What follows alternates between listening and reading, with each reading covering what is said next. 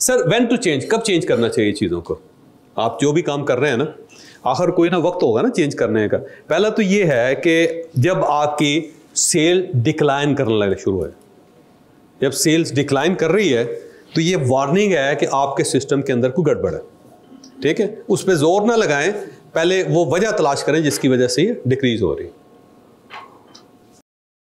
जब भी cell decrease होगी तो बहुत बड़ा वार्निंग है, वार्निंग साइन है, उसको सीरियस लें। ठीक, क्योंकि डिक्रीज हो रही है। बर्फी आपकी बिक रही थी, अब वो बर्फी नहीं बिक रही या कम हो रही है। तो जब सेल कम हो रही है तो सोचें क्या हो सकता है। इसका मतलब ये हुआ कि कुछ चेंज आई है और उस चेंज को आप एक्सेप्ट नहीं कर रहे। हो सकता है कि आपकी बर्फी कम बिक रही है, साथ वाले की ज़्यादा बिक रही है। इसका मतलब उसने कोई चीज़ नई ऐड की है, उसको वहाँ से सीखें। सीखने में कोई हर्ज नहीं है, ठीक है, क्योंकि वो चेंज ले आया है, आप में वो चेंज नहीं है, तो उसको चेंज करेंगे तो ठीक हो जाए।